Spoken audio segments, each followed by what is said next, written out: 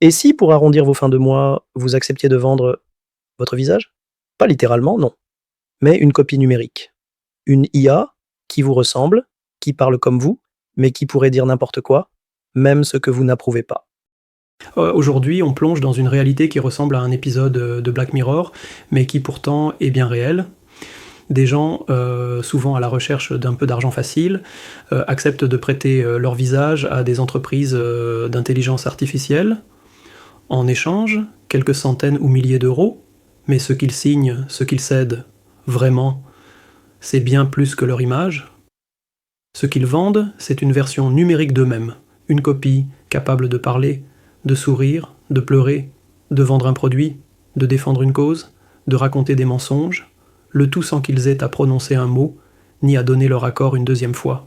Ce double numérique peut alors vivre sa vie, apparaître dans des pubs, sur les réseaux sociaux, dans des vidéos, et le plus troublant, il peut dire des choses que l'original ne dirait jamais.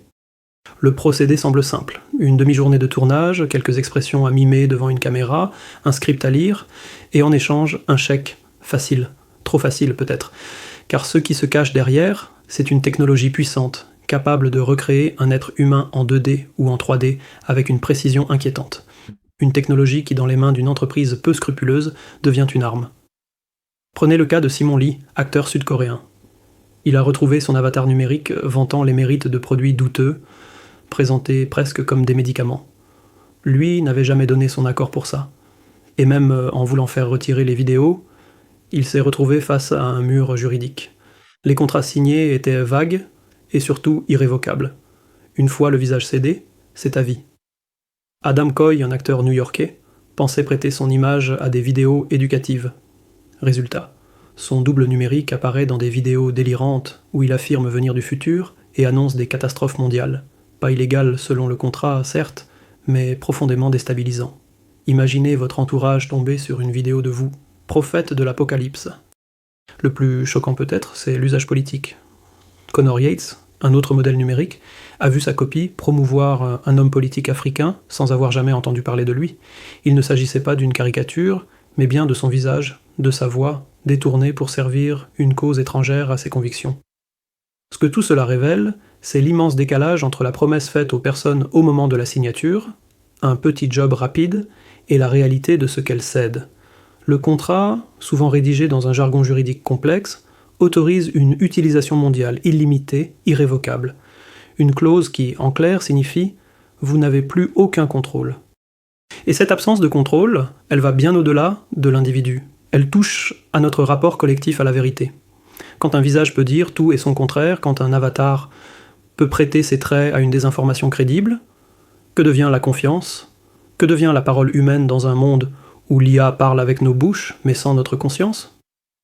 Aujourd'hui, il devient urgent de questionner les entreprises qui développent ces technologies. Ont-elles une responsabilité morale? Devraient-elles imposer des garde-fous? La réponse est oui.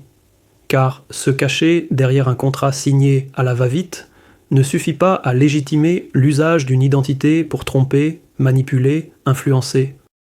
Mais la responsabilité ne repose pas uniquement sur les créateurs de ces outils, elle est aussi politique. Le cadre légal n'a pas encore rattrapé la réalité technologique. Et tant que la loi n'imposera pas des limites claires, ces dérives continueront. Il est temps que les gouvernements prennent la mesure du problème. Enfin, il y a la responsabilité individuelle. Avant de céder notre image, avant de troquer notre visage contre un billet, il faut réfléchir. Ce que l'on donne, ce n'est pas un selfie ou un sourire figé, c'est une partie de notre identité. Et une fois dans la machine, il est presque impossible de la reprendre. Alors, la prochaine fois qu'une entreprise vous propose de devenir un avatar, posez-vous la question « Suis-je prêt à ce que mon double numérique dise n'importe quoi, n'importe où, n'importe quand ? Suis-je prêt à ce que mon image serve un discours que je combats ? Si la réponse est non, alors peut-être que cet argent facile n'en vaut pas le prix. » Voilà, c'est la fin de cet épisode du podcast de Phil. Si cette réflexion vous a fait cogiter, si vous avez appris quelque chose, ou simplement envie de continuer à explorer avec moi les dérives et les promesses de notre monde numérique, alors pensez à liker cet épisode, cela m'aide énormément à le faire connaître.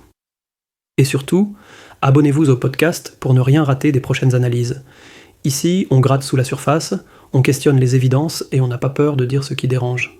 Merci pour votre écoute, et à très vite pour un nouveau plongeon dans l'univers fascinant et parfois inquiétant des technologies d'aujourd'hui et de demain.